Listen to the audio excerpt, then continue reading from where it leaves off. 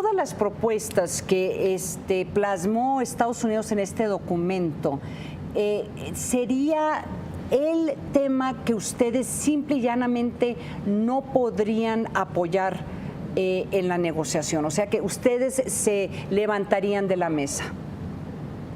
No, en realidad no lo estamos viendo así, Ana María. Yo considero que después de hacer un análisis del interior del sector privado, lo que nosotros vemos los dos lados de la moneda en el análisis del documento.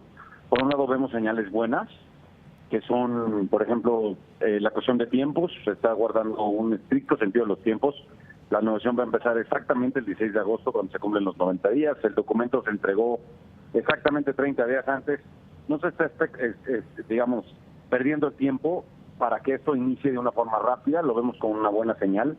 El texto dice literalmente que no se impondrán y no se trabajará en imponer aranceles o límites al comercio, que es una de las grandes cosas que hemos marcado como un tema muy negativo que no podríamos aceptar. Entonces el documento claramente lo dice.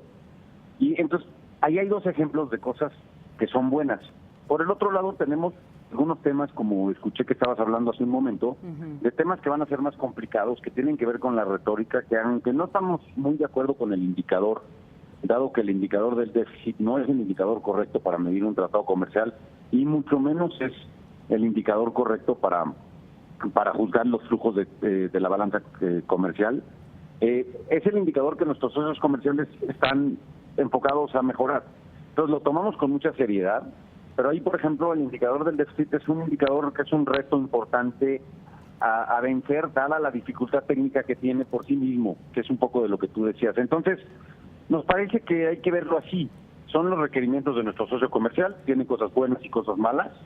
La negociación virtualmente ya comenzó y hay que estudiar las posiciones y ser cautelosos, ir caminando paso a paso y no dar juicios previos. Moisés, dos temas que me gustaría preguntarte sobre el enfoque en eliminar al capítulo 19, proceso para buscar para resolver conflictos, y también la parte que tiene el enfoque en las reglas laborales para México y los acuerdos laterales del acuerdo de hace 20 años. ¿Cómo ven ustedes estas posibilidades de estos enfoques? Mira, de nuevo, nuestros socios comerciales son los que están poniendo en la mesa esos temas y los tomamos con respeto. Creemos que el capítulo 19 es un capítulo que corta por ambos lados, o por tres lados, porque también Canadá estará ahí.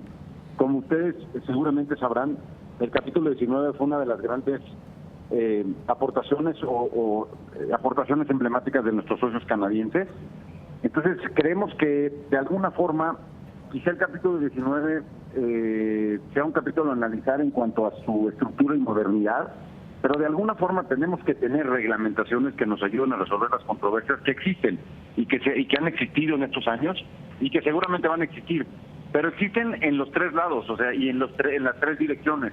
Entonces nos protegen, digamos, a todos. Entonces, creemos que en una relación comercial sana tiene que haber estos mecanismos donde cualquiera de los dos o tres lados puede acudir a ellos a un tema de defensa. Entonces, creemos que algún tipo de solución vamos a tener que encontrar en ese capítulo. También prevemos que el capítulo 19 se quede. A lo mejor nada más es una modernización del capítulo, pero quisiera ser cauteloso, no especular de más, porque apenas empezamos, ¿no?, en este tema.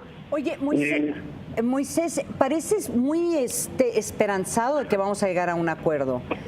Yo leo el documento que presentó el gobierno de Estados Unidos y yo creo que sí hay temas muy preocupantes, particularmente temas difíciles para ustedes como empresarios mexicanos. Bueno, sabemos que va a ser una negociación difícil, estamos muy conscientes de ello. Va a ser una negociación difícil en muchos sentidos, va a ser una negociación difícil en temas pendientes que tenemos dentro del NAFTA que hay que modernizar, como los que acaban de mencionar ustedes. Sí. Por otro lado, tenemos aquellos temas que se dieron en el TPP, que son temas nuevos, que no existían en el NAFTA y que también tienen algunas complejidades. Sí. Y luego está el tema de, precisamente como el déficit, que tiene que ver más con la retórica, ¿no? Cómo generar empleos, pero, cómo nivelar el déficit. Entonces, sí somos optimistas de que vamos a llegar a un acuerdo, sí, pero también somos cautelosos en decir que esto no va a ser una negociación simple. Va a ser una negociación complicada. Pero Moisés, a ver, retomando lo que comentó Eric, lo que tiene que ver con los temas laborales, yo me puedo imaginar que esa podría ser una de las grandes diferencias entre las posiciones del empresario mexicano y del empresario estadounidense, entre otras. Entonces, retomando el tema de Eric, y además tal vez tú nos podrías subrayar cuáles son los otros temas que podría haber diferencias entre los intereses de las empresas estadounidenses y los intereses de las empresas mexicanas y canadienses. Bueno, Ana María, vale la pena aclarar que hasta el día de hoy no han sido las empresas americanas que han salido a hablar del tema laboral. Los que han salido a hablar del tema laboral son los sindicatos americanos. Y hay ciertos grupos más cercanos al lado demócrata que son aquellos que hablan de estos temas. Las empresas americanas no se han pronunciado en contra de los temas laborales en México. Fíjate. Entonces, sí hay una diferencia sutil porque entendemos que la visión de un sindicato es diferente a la de la parte empresarial. Entonces, no necesariamente los empresarios de los dos lados tenemos diferentes visiones del tema laboral.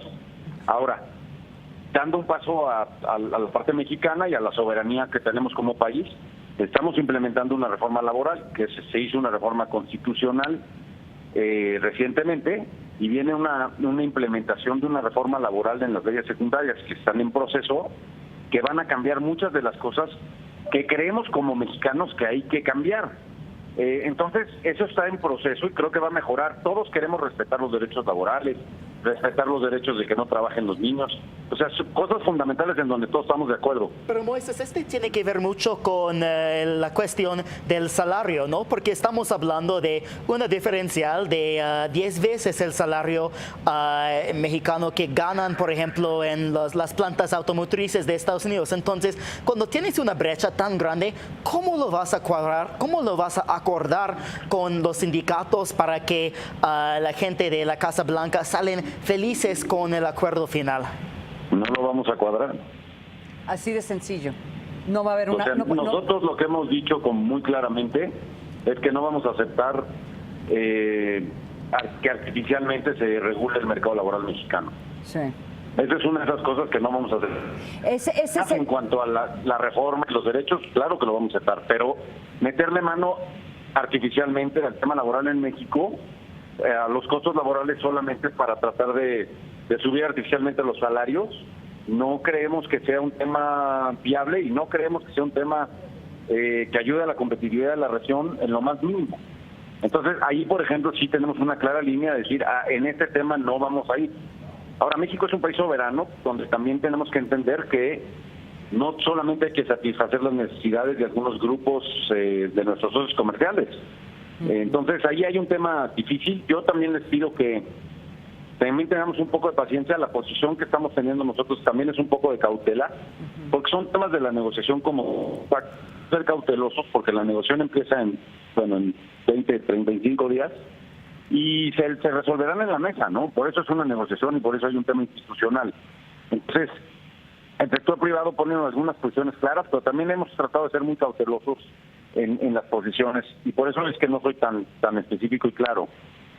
Oye, Moisés, una última pregunta y de veras, de nuevo, gracias por acompañarnos. Cuando se estaba negociando el TPP, hubo muchas críticas de que había mucho sigilio, de que no era muy público o transparente estas negociaciones.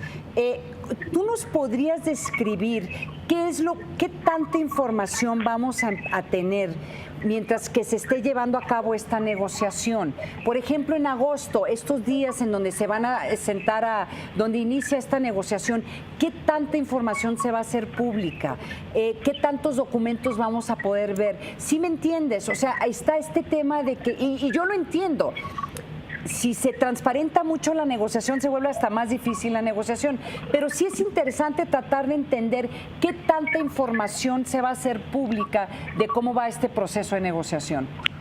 Sí, mira, Ana María, nosotros, y lo compartimos con el auditorio en diferentes ocasiones, nosotros con una estructura muy organizada de consulta del sector privado, estuvimos muy satisfechos con la información que vimos para tomar decisiones en el TPP. Y tenemos un acuerdo con el gobierno mexicano que va a haber una transparencia en cuanto a lo que se pueda tener de transparencia en la información. Sí estoy de acuerdo contigo que va a haber una carencia de transparencia absoluta, pero en una negociación de estas es imposible tener una transparencia cuando están los temas abiertos en la mesa. Y estas son negociaciones muy complejas en donde nada está cerrado hasta que todo esté cerrado. Entonces yo creo que vamos a tener que ser pacientes en los procesos, en donde vamos a tener poca información, en donde a lo mejor sector por sector vamos a tener información sectorial, donde cada sector va a tener que tomar algunas decisiones, pero en muchos temas horizontales y grandes va a haber poca información. Pero también tenemos que tener confianza en el proceso que está llevando nuestro gobierno, que es un equipo muy profesional, que es un equipo muy bien preparado, que saben hacer esto muy bien. El secretario Guajardo ha estado toda su vida en estos temas. Y también hay que tener un proceso que es institucional, es nuestro gobierno, y parte de nuestra función es acompañar a nuestro gobierno y ayudarlo a tomar las mejores decisiones. Entonces, no le tenemos miedo desde el sector privado al tema de la transparencia. Al revés, estamos muy cómodos y nos sentimos muy contentos como está la estructura hecha. Creemos que nuestro gobierno hace mucho por nosotros, pero hay que ser pacientes también en ese tema. Con este proceso. Sí. Un último comentario, Ana María. En el TPP llegamos con el 95% de los temas contestados. Sí. 95%. Es un porcentaje altísimo, y eso fue porque hicimos un proceso de trabajo conjunto durante los 3.5 años que estuvimos en las rondas. Sí. Pero esa es la diferencia, Moisés. Fueron 3 años y aquí están hablando tratar de hacer esta negociación literalmente en 2 meses. Pero y por eso ahí estaremos nosotros, los 2 meses seguidos si es necesario. Bueno, oye, tiempo Moisés, completo. Moisés, muchísimas gracias por acompañarnos esta noche. Muchísimas gracias a ti, Ana María. Gracias. Y a tu auditorio. Oye,